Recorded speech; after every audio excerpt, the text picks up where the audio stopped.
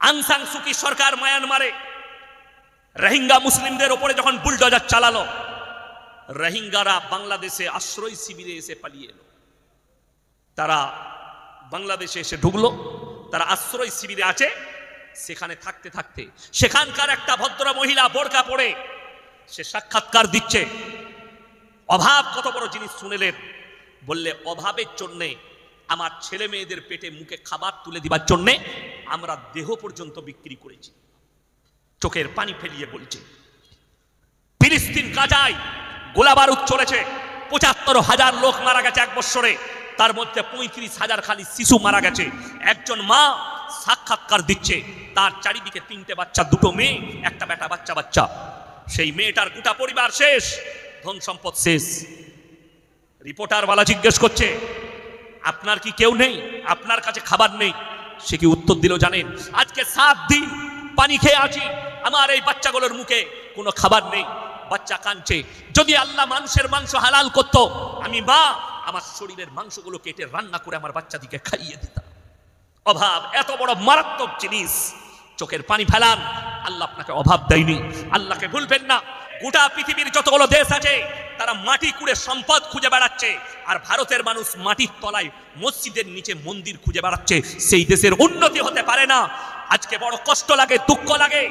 আজকে যে দেশে আমি দেখলাম বারাবাঙ্কি জেলা উত্তরপ্রদেশে 2টো মাদ্রাসার ছোট ছোট তালবিলিম রাস্তা দিয়ে, আমাদের তালবিলিমের আসরের পরে ঘুরতে যায় না, যাই বাজারে ঘুরে, রাস্তায় ঘুরে, সেই বেচারারা একটা বাজারে ঘুরতে গেছে, ফাঁকা ময়দানে পেয়ে ওই মাদ্রাসার ছোট্ট ছোট্ট 2টো তালবিলিমকে মাথায় থাপ্পড় মারছে আর বলছে জয় শ্রীরাম বল।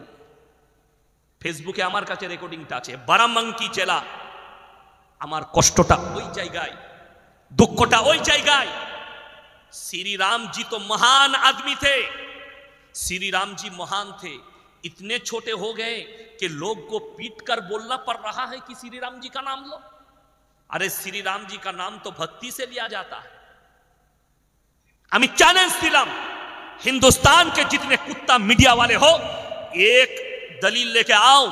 किसी मुसलमान ने किसी एक हिंदू भाई को पकड़कर कहा कि नारा तकबीर अल्लाह अकबर बोलो, किसी ने नहीं। एक दलील दिखाओ, फिर मैं कभी स्टेज पर नहीं चढ़ूंगा इंशाअल्लाह। एक दलील लेके आओ। बड़ी दुख की बात है। अरे श्री राम जी को भी शर्म आती होगी। ये हमारे लोग कैसे हैं जो हमारे नाम लेकर लोगों को मर्डर कर रहा है, लोगों को पीट कर मर रहा है। बड़ी दुख की बात है। भाई ये धर्म है? नहीं। सुन लो कुरान की बात, मुसलमान भी सुन लो, और जिनके कानों पर मेरे आवाज पहुंच रहा है वो भी सुन लीजिए। कुरान के अंदर है, वला तसुब्बुल्लज़ीना यदऊना मिन दूनिल्लाह फयसुब्बुल्लाह अदवम बिगैरि इल्म। তোমরা তাদের ধর্মকে গালি দিও না যারা আল্লাহ ব্যতীত অপরের উপাসনা করছে, তাদের দেবদেবীকে গালি দিও না। অজ্ঞাত অবস্থায় তোমার আল্লাহকে গালি দেবে। কোরআন কি আন্দার হ্যায়, কোরআনের ভেতরে আছে, কেউ যদি একটা অন্যায় ভাবে একটা মানুষকে মারে, এখানে ধর্মের কথা আল্লাহ লেখেননি, ধর্মের কথা বলেনি। অন্যায় ভাবে কোনো মানুষকে হত্যা করে, সে গোটা মানব সমাজকে হত্যা করলো। কেউ যদি একটা মানবের উপকার করে, সে গোটা মানব সমাজের উপকার করলো। আমি একবার 6-7 বছর আগে, লকডাউনের আগে, আমি গুজরাটে সুরাটে জলসা করে শতাব্দী এক্সপ্রেসে ফিরছি। মুম্বাই থেকে আমার ফ্লাইট আছে, সকালে ফিরছি। তো মুম্বাই আমার ভাইরা ভাই থাকে, এম্বুটারি বড় কারখানা আছে, তার কাছে রেস্ট নিয়ে সন্ধ্যাবেলায় ফ্লাইট ধরবো।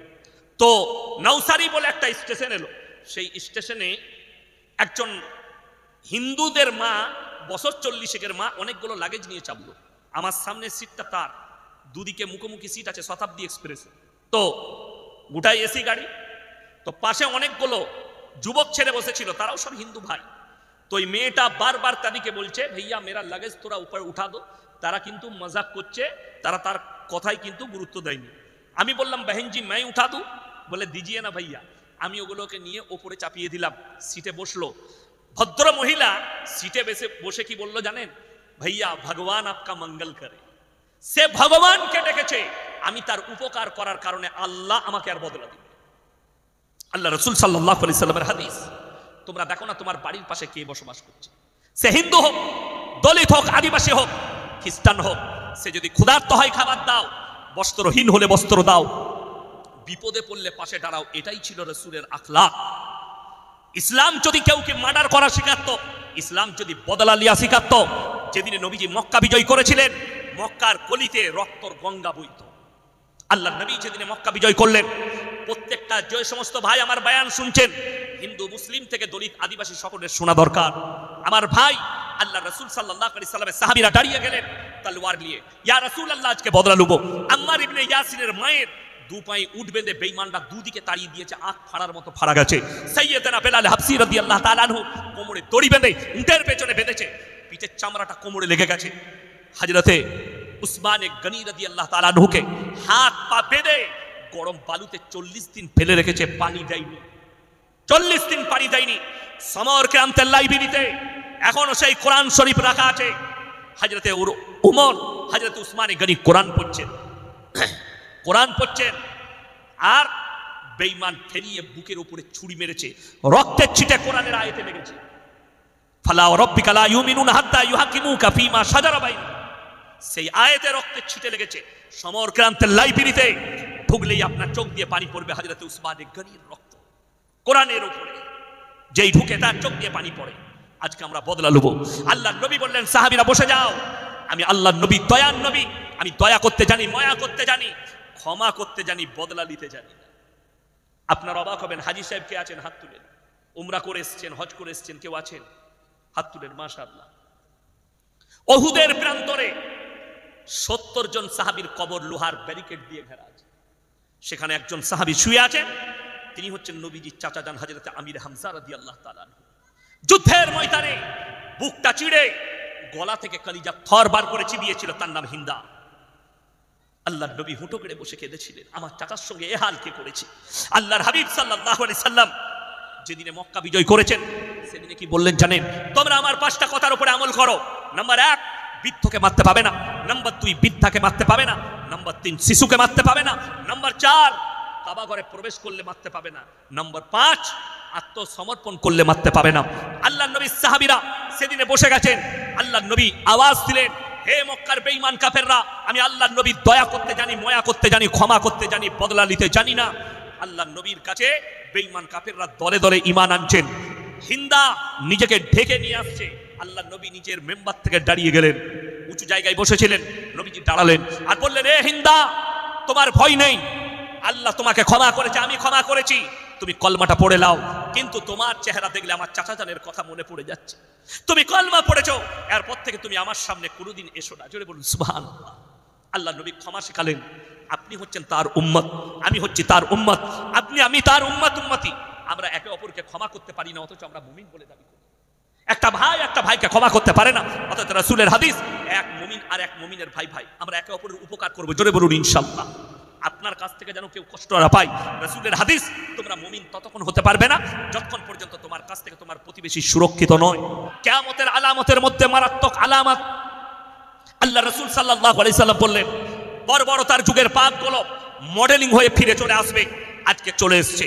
ভারতের সুপ্রিম কোর্ট রায় দিয়েছে সমকামীর, ভারতের সমকামী লিগেল, ভারতের সুপ্রিম কোর্ট রায় দিয়েছে এই ভারতবর্ষে পরকীয়া লিগেল।